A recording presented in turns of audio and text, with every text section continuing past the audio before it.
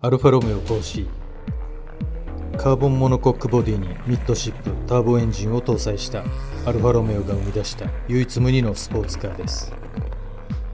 今回このサムライスペシャルの 4C をドライブしていただくのは、以前の動画でご紹介した930型911カレラのオーナーさんです。空冷911を愛するオーナーさんが 4C をドライブしどう感じるのか、その走行シーンは次回の試乗編でじっくりお届けします。今回は試乗後のオーナーさんとの車談義をお届けします。まずは 4C の感想から。最初にいただいた言葉は乗りやすいですねでした。ノーマルの 4C は軽量ボディとターボエンジンによる刺激的な走りが魅力ですが、このサムライスペシャルはアンチラグシステムによってごく低回転域からターボラグをほとんど発生させず、分厚いトルクでリニアに加速する特性に仕上げています。踏んだ分だけ素直に応えてくれる、その扱いやすさが大きな特徴です。そして面白いのがクラシックポルシェの930型911カレラとアルファロメオ 4C の共通点。一見すると全く違う時代の全く違う車に見えます。しかし実際にはドライバーが車と向き合い操る楽しさを味わうという部分で共通する魅力があります。 4C は現代のスポーツカーなので電子制御システムも搭載されています。ただしその介入は最低限。最後はドライバー自身が車の特性を理解し手なずけていく必要があります。それが930型911カレラにも通ずる車を操る楽しさです。今回の動画では930型911カレラのオーナーさんだからこそ語れる空冷911の走りの魅力、そして所有しているからこそわかる本当の魅力を紹介していただきます。特に注目していただきたいのが930型のインテリアです。現代の車のように操作系をステアリング周辺のレバーやセンターコンソールへ集約するのではなく、ダッシュボードのあちらこちらに配置された数多くのスイッチ。初めて見る方にはまさに複雑回帰ともいえる独特な世界です。しかしそれこそが当時のポルシェらしさ。オーナー自身が一つ一つ理解し自分の感覚で使いこなしていく。便利さだけではなく機械と対話する楽しさを残した時代の車作りです。今回はそんな930型911カレラの魅力をオーナーさん本人の言葉で忖度なく深掘りしていきます。それでは空冷ポルシェの世界をお楽しみください。本編どうぞ。こっちも乗りやすいですね。刺激はノーマルより抑えてるんですけど、乗りやすさ重視で、音は刺激的ですけどねいらない刺激があるんですよね、ノーマルって。俺多分ノーマルだと首を読んじゃうんですよ。そうですね。ノーマルでこのやっぱうんこタイヤだとちょっと怖いですね。怖いですよね。この素直な動きしてくれるんで、これリアなんか新品で8000のタイヤですか台湾のタイヤです。で今日はこのフロントタイヤだとフロントが逃げてるのがよくわかります。そうですね。それも感じやすいんですよね。全てがやっぱダイレクトなんで、本当手とステアリング、足とペダルが全部つながってる感じがするっていう。運転してるってよりも本当自分が走ってる感覚になるっていう。確かに延長線の感じしますね。だから速さっていうよりも気持ちよさなんですよね。こう感じられる車はやっぱこう古いポルシェとかでしかこれ以外だとなかなかないのかなって思いますね。いい意味で古いんですよこの 4C が。古き良きスポーツカーを復活させてくれたような。欲しくなっちゃいますこれも昔手放そうということでもあったんですけど、ああ、そうなんですか。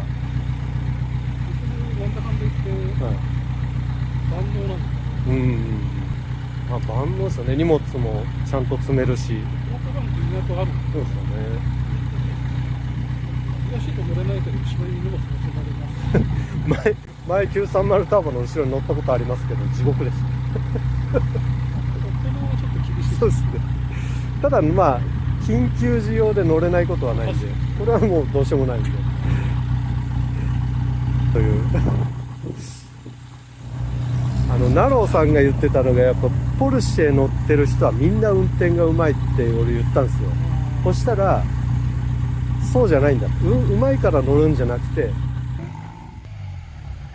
ただ求められるから確かにそういうふうな運転っていうのを覚えていくんだと思う。だから本当ナローとか930とかちょっと古いポルシェ乗ってる人って本当車が好きで運転も上手い人なんだろうなって思いますよね。まあ、運転が上手いというよりも運転が上手くならないと、やっぱりちゃんと乗れない。北海道の人みたいな。だから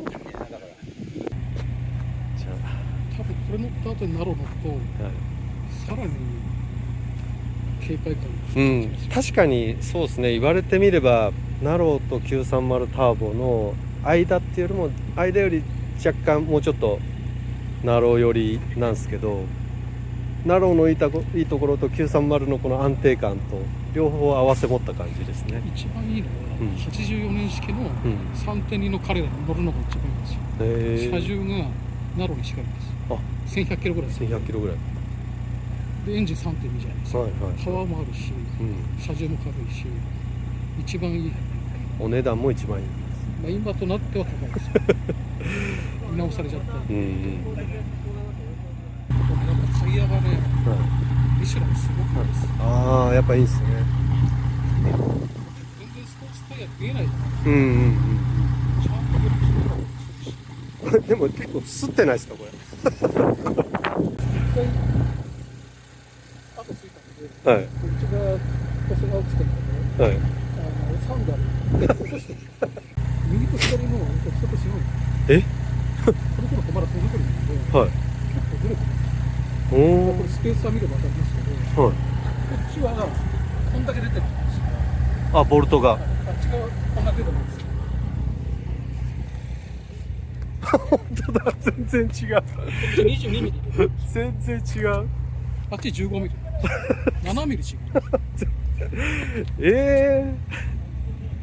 ホイールは一緒なんですよね。ホイール一緒。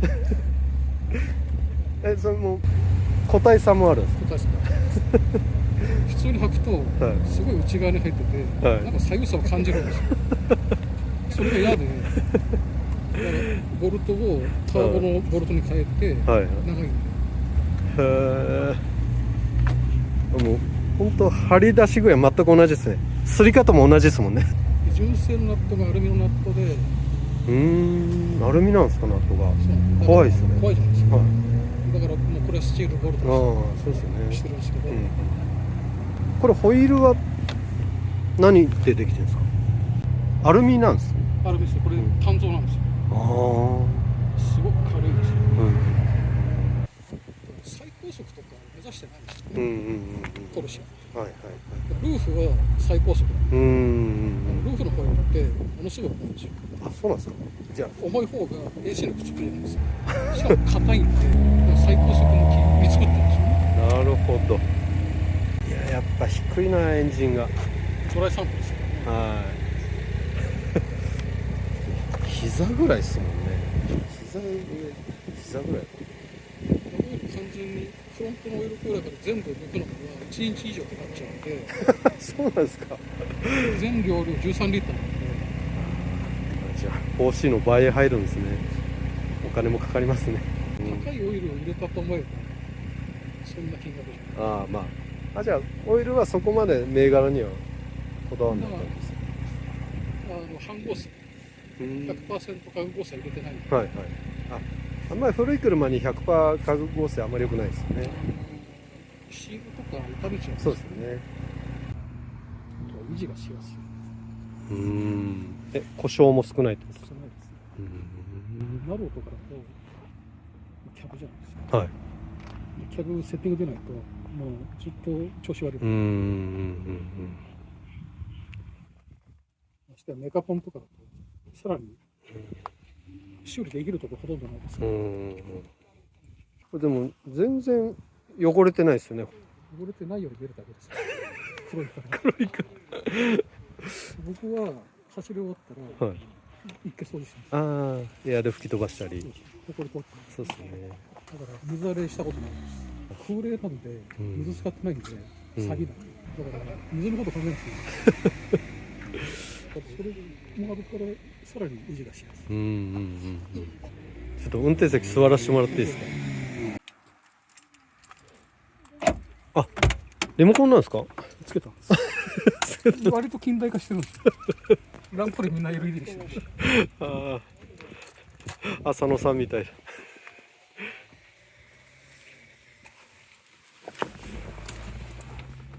これがテストロッサのステアリング。へこれ僕の友達がえ。はい。ロードスターにつけてたんですよ。ほーん。でそれがすごく気に入って、はいただ彼のやつはこれもともとはモモのグリティってやつなあの。テストロッサと同じやつなんですけど、革の質感と縫製の位置が違うんですよ。へえ。でこれ後ろ見るとフェラリって入ってるんですけど、そうなんですか。え、どこに貼ってんこですか。の裏側にフェラリって入ってるんですよ。多分見えないと思います。あ、なんか書いてある。メイドインイタリーって書いてある。もともとモモがイタリアなんで、そうですね。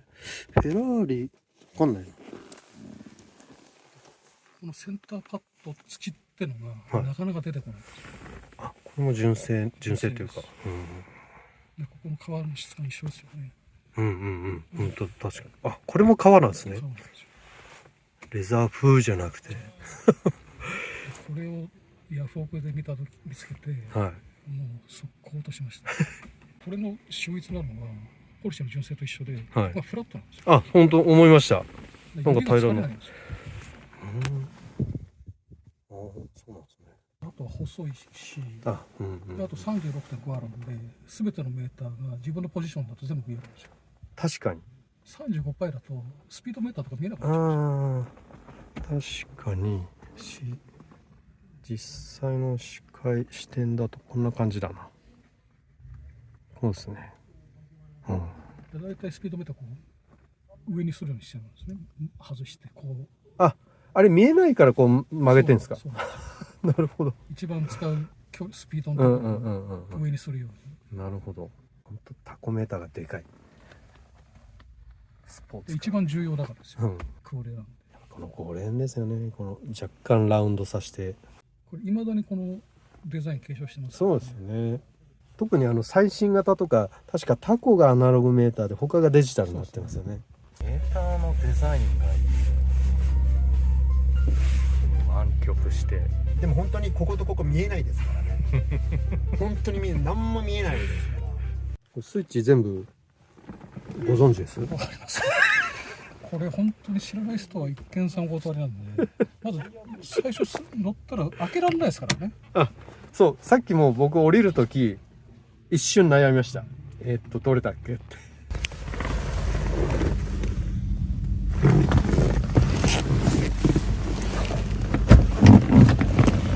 これ何のスイッチ？これはですね、ミラーのあミラー違うね、こっちはこれはあれですね、サンルーフ。あ、こっちがミラースイッチです。右左を選択するやつです。これがサンルーフ。これは何ですか？それはあれですね、ウィンドウウォッシャーですね。ウィンドウウォッシャーはこういうスイッチなんですか？そうなんですよ。でそっちがヘッドライトウォッシャーです。あ、これ。これもなんかあれなんですか？これがこのあガソリン給油のやつ2つ。おお。でこれがミラーの調整の電動なんで。あ、こっちはないですね。でここで両方とだここのスイッチで右と左を切り替えなるほど。これ純正なんですね。昔からこれなんで。これはでパワーウィンドウのスイッチです。2つあんの？右と左です。あ、そっか。こっちで助手席も動かせるよ。あれなんかナロープルシェにはこんなんなかった気がする。ないかもしれないですね。そうですよね。あとは数が少ないかもしれないです。こっちの方が多いんですよね。シートベルトのやつと、はい。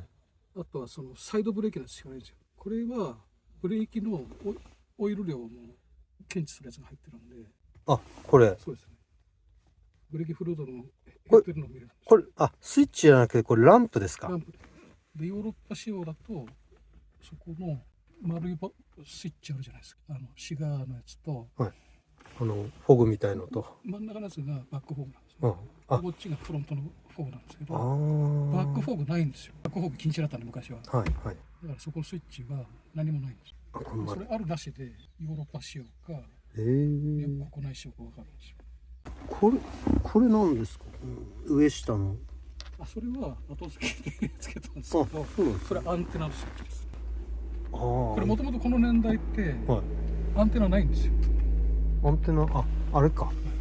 本当はプリントアンテナなんですよ。ガラスの。へえ。ガラス違うメーカーに変えちゃってるんで、はいはい。アンテナのスイッチ見えないところですけど、これなんですか？このシートの間に。それはヒーターです。あ、ヒーター、この排気熱を利用してる。あ、これもノーマルなんです。ノーマルです。こんなんあったんだ。ナローとかはレバーです。あ、ですよね。こんなん初めて見たと思って。そっちの方のスイッチがクーラーのスイッチなんですよ。ああ。これが温度、そうです。風量。そうです。これハザード。ハザードです。これはリアの熱線ですね。あ、じゃあもう。で豪華仕様なんですよ。うんうんうん。すべてついてる。3連ついてる。あ、じゃあもうスイッチ全部把握されてるじゃないですか。しないと乗れませんから。初めてかもしれないです。古い車でスイッチ全部把握されてる。大体皆さん一つぐらいはわからないっていうのはあるんですけど。結局壊れないって言いましたけど、はい。壊れたらうん調べてうん直してるうんうんうんうんんで、全て把握してあ、ます。なるほど。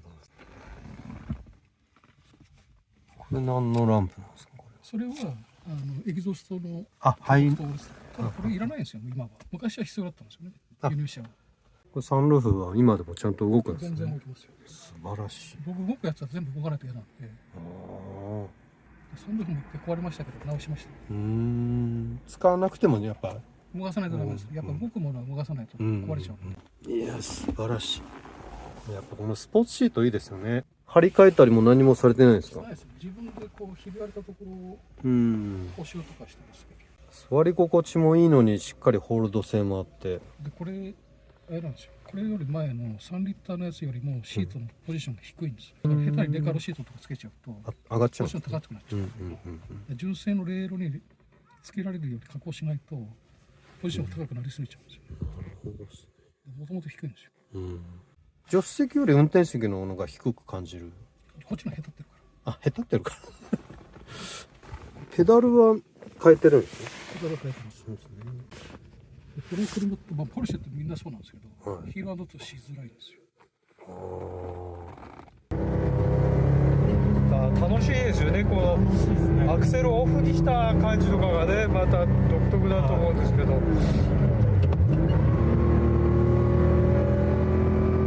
ールトゥーがまだできないんで、ぎこちないです。はい、アクセルが割と奥に入ってる。この個体もあってのもあるんですけど、ただ本当にサーキットとかでフルブレーキした時にぴったり合うんですよ、高さに。なるほど。なるほどですね。ガンガン走らせるように設計されてますね。走った時に、ヒールトゥー使ってませんか？ヒールトゥー使い出したらやばいってことですね。どれだけスピード出してんだよ。素晴らしい。ありがとうございます。ポルシェの LS3 って減速の方に力入れてるんですよ。なんでかっていうと、フルブレーキした時に LS で気化して横こう蛇行しないようにしてるんですよ。LS でコースサーキットとかに入れてると、ものすごい安定してるんで、フルブレーキしやすくなる。ナローさんもおっしゃってましたね。やっぱこうブレーキの安定感、ビタッとこうナロー乗せてもらった時も運転もさせてもらったんですけど、あの時本当後ろから止まってる感じがするんですよね。掴まれる感じ。そうですね。はい。普通のブレーキってカックしちゃうんですよ。そうですね。だからこれカクンじゃなかったですね。結構コントロール性をとにかく重視して。奥まで踏めば踏むほど効くじゃん。これまさにそうなんです。そうですよね。そうナロー乗せてもらった時も思ったんですよ。あ、このブレーキいいなと思って。ロックしないんですよ。はいはいはい。かといって効かないわけじゃなくて。本当そうなんです。奥まで踏めば踏むほど効く。そうですね。だから初めて乗る人は怖いと思う。効かないから。それは思いました。最初乗った時、効かないじゃんと思って、同じこと感じたのがヨーロッパ。あれもペース調子に乗ってちょっと上げてって、ブレーキもその分やっぱしっかり踏まないといけなくなるペースまで出すとブレーキの良さを感じたんですよ。本当に奥まで、コントロール性がすごい高いんで、奥まで踏んでったってところまで踏むとちょうどよくなる、そうですね。だからすごいやっぱポルシェのブレーキってよく設計されてるなと思います。そうブレーキを真似したくて、俺の 4C もこうしたいと思っていろいろパッドを試しました。そろそろじゃあポルシェ買っといた方がいいんじゃないですか。この 4C はもう僕死ぬまで手放すつもりないんで、これとポルシェだったらさすが怒られますね。近所の目もあるんで。前はね、安かった頃に変わってればね。そうですね。本当僕これ上がる前に買ってるんで、しかもヤフオクで見つけて買ってるんで。いや本当今も昔もやっぱお手本ですよね。最初はなんてもん買っちゃったなと。でも本当再評価されますよね。この今の電子制御だらけでいろいろ車の作りが未完成なのも電子制御でこうごまかせる車じゃないですか、今の車って。この当時は電子制御何もないんで、もう本当設計っていうかもうベースがしっかりしないともうすぐに動きに現れるから、それが今乗ってもこれだけ攻めた走りができるってことは、よっぽどそれだけベースが電子制御も何もなくても思いっきり走れるっていうベースがよっぽどいいってことですよね。本当にドイツとか行くと、年寄りのおばあちゃんとかがマニュアルで乗ってますから、誰が乗っても普通に乗れちゃうから。だからこそ自分の体に、さっきの僕の 4C の話じゃないですけど、ステアリングと手で足とペダルがこう一体になって走れる。そうですね。多分そこがロードスタート似てるんだと思うんですよね。よく昔から言う人馬一体とか、踏み切れちゃう、パワーないから。これも本当ちょうどいいパワー感でしたね。軽さのおかげでパワー不足も感じないし、でブレーキもいいから結構奥まで突っ込めるし、単純なタイム、サーキットとかでタイムを測っちゃうと、今時のにはかなわないですけど、やっぱりこう峠とかで気持ちよさは今の車じゃ絶対味わえない気持ちよさですね。いや本当貴重な車ですね。まだまだ乗り続けてください。60手放そうと思ってるんですよ。次の若い人に乗ってもらいたい。そういうのはありますよね。930タボのオーナーさんとかナロさんに会ったらお伝えしておきます。元気でしたっていやー楽しかった。いや今日来てよかった。これポルシェにも乗れたのもよかったし、ポルシェオーナーさんに運転してもらうという